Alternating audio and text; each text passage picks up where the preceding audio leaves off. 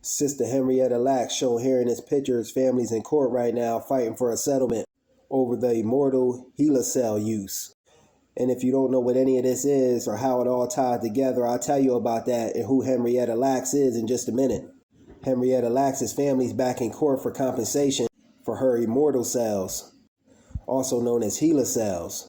Sister Henrietta Lacks' cells were taken without permission back in the 50s by biotech and Thermo Fisher Scientific while she was a patient for cervical cancer at Johns Hopkins in Maryland. Her cells were responsible for several medical and cosmetic advancements. The Lacks family filed a lawsuit about 2 years ago with the help of Ben Crump.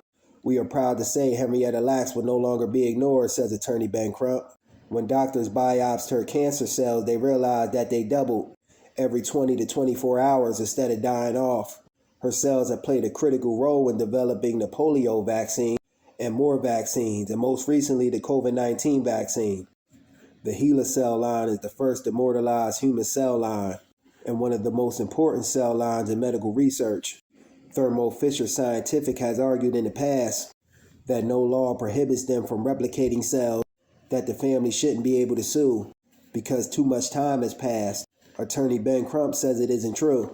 Maryland lawmakers recently introduced legislation to posthumously award Henrietta Lacks with a congressional medal for her medical contributions, which is fine and dandy, but the family needs compensated. How in the world are you going to take someone's cells without their permission? They themselves, the people that done this, knew it wasn't right, but they were driven by a dollar sign, greed.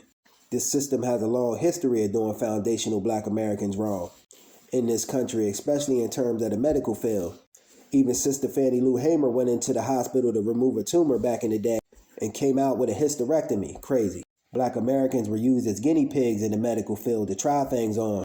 Even the gynecology field was built on the backs of Black Americans. James Marion Sim conducted experiments on enslaved Black women. Even the Tuskegee experiments experimented on Blacks to see what happens when you don't treat syphilis without these Black men's knowledge or consent. They tried to bribe them by offering medical care and burial insurance. Crazy.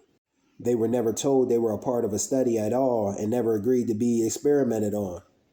They weren't even told the experiments were being ran on them. They never received something called informed consent like you're supposed to. The medical system has a long history of doing Blacks in this country wrong.